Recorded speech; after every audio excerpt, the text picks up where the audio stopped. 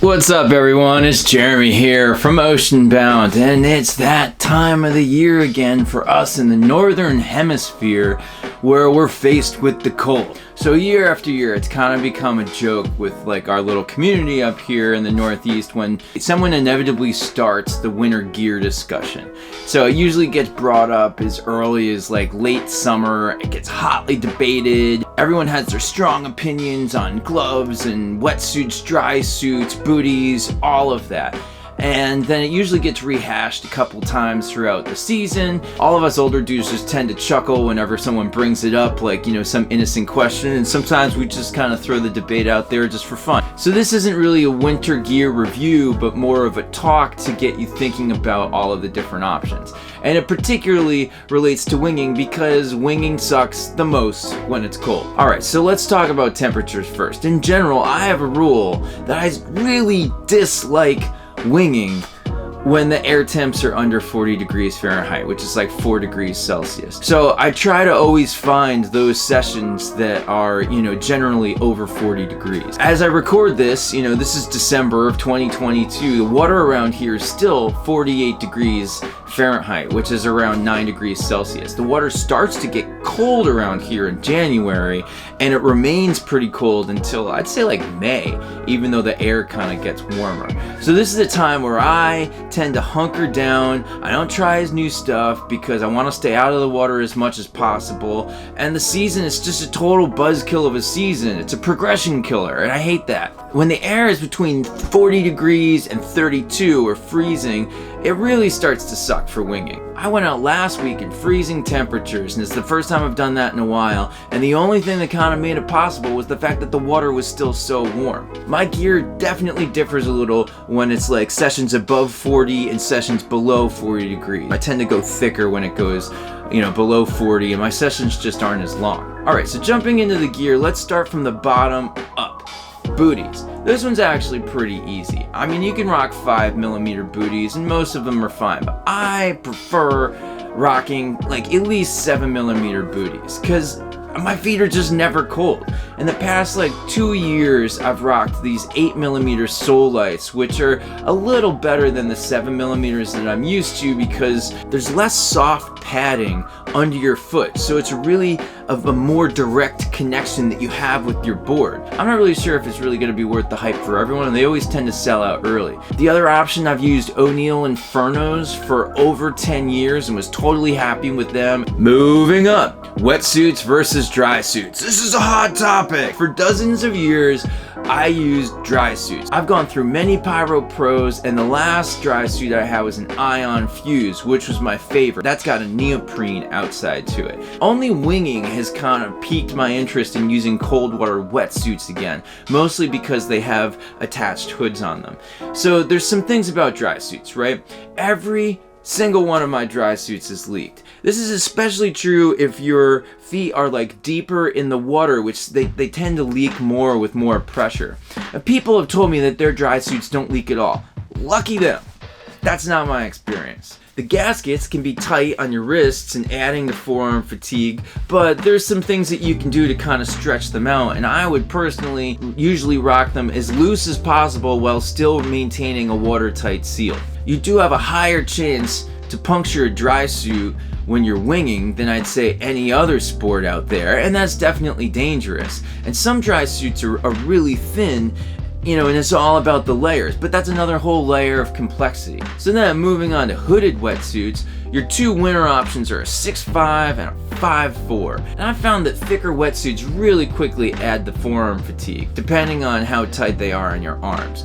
So you may be warm, but your sesh could end quicker because you have no grip left in your forearms. Both dry suits and wetsuits have an effect on your wrists. And I'm gonna say consider ordering a size up of a wetsuit so you have a little bit more comfort and it's not as tight, although it may be a little less warm. I think a little padding is always a good thing, and I've definitely put holes in both my 6'5" and my 5'4" before, and I was thankful that I was wearing that thick of rubber from a padding perspective. Dry suits, they may not be that forgiving. When it comes to 6'5" versus 5'4", I think, different brands are gonna be different. I bought my 6'5" before I bought my 5'4", and I haven't actually really been out in conditions where I've been cold in the 5'4". You tend to have a little bit more mobility, especially like I said in the arms and shoulders with a 5'4" than you would with a 6'5".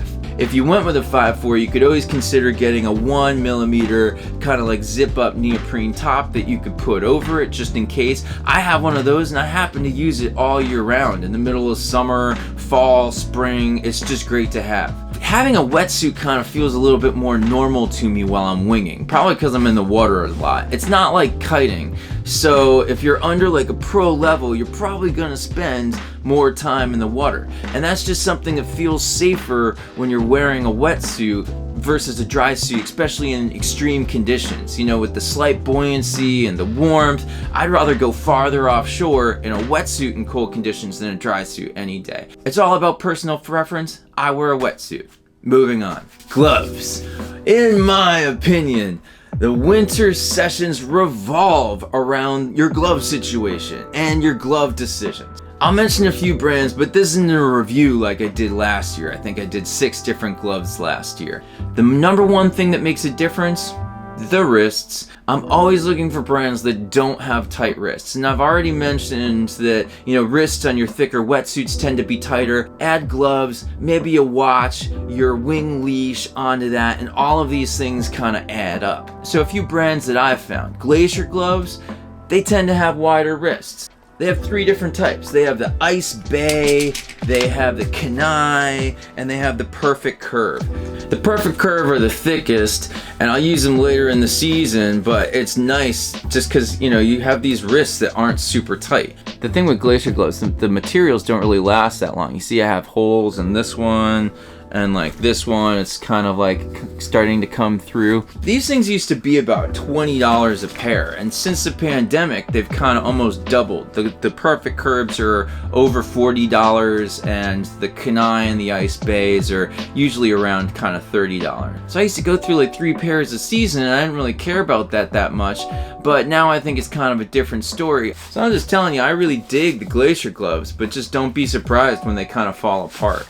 The other thing too, a pro tip, I would remove these straps. They come with these straps, and like the first thing I do out of the box, I cut the straps off, because you knock them a lot, they flap a lot, they can get caught in your leash, it's no good. Alright, so the other ones I have here are Kokatat Inferno mitts. Look how wide that wrist is, right? And so they're the warmest options I personally have, and they're just super loose when it comes to the wrist. But the thing with mitts, the way you grip the handle is totally different. I didn't realize how much I used my pinky and my other fingers when I'm doing upwind tacks and other maneuvers, but it's definitely something that you have to get used to. The last session I went out with these, they totally sucked at the beginning of the session, but I definitely felt like I was getting more used to them by the end, so I'm looking forward to using these a lot more this season and hopefully getting more used to them. Thick gloves change your grip, and that has an effect on your forearms, your grip, your forearm fatigue. It's kind of like wearing thinner booties. Everything just feels better when you have a more direct grip on your handle or your bar. I prefer these Neil Pride kind of Neo or Apex Flex seamless 1.5mm gloves. They kind of feel like there's nothing there. They're not the warmest thing, but if I can eke out a session with these, I'm always gonna have a better session because I feel like I have my complete dexterity with these. These are kind of like wearing nothing compared to like any other thicker option. So thick gloves are going to be warmer, but more fumbly, and they add to forearm fatigue. And thin gloves are going to feel better for gripping stuff and just the way your hands feel, but they're not necessarily as warm, so they won't be suitable for the super cold air temps. So honestly, I see a need to have both in my gear bag. And mitts are definitely going to be the warmest option. These are the only ones that I've found that have this like kind of looser wrists. And I've tried a bunch of other brands of of mitts and lobster claws at some of the surf shops around here, and they all have tight wrists, but I know that some companies do make them. That's what you should be looking for. They also make open palm mitts, which windsurfers used to rock. My friend Chris Tomo in the UK was showing these yak mitts that he can get over there. They're kind of expensive to import over here, but Mystic also has some open palm mitts that have some wide wrists, so that's something that I'm going to look forward to later in the season. And while we're still here on gloves, let's talk about tackiness or stickiness. That makes a big difference depending on what you have. You know, soft handles, small handles, hard handles, bigger boom. I was just on that 6.5 duotone the other day and I wore these mitts. And you know, grabbing the handles definitely felt weird. Like I said, I couldn't really use my fingers the same, but by the end of the session I was starting to get, you know, a little better, which kind of gives me hope for this season. And these mitts are good because they have a pretty good combination of grip and slide. Getting my hand into the leading edge handle on that duotone wasn't really that much of an issue. But fast forward to one of my next sessions where I wore the Perfect Curve Glacier gloves, and I was on the same wing, and the Glacier gloves definitely gave me more grip. But the issue I was having was trying to get my hands in that front leading edge handle to flag out when I was on a wave. I mean, part of that is the handle design, but if you happen to have like an older wing with smaller handles, I'm thinking like an old, you know, F1 swing or something like that, it's getting your hands in and out of those handles and switching your grip around is definitely going to become more of an issue, especially with doing something like an upwind tack. All brands and all wings are going to be different. I can't get through all of this without mentioning something about the bee stings.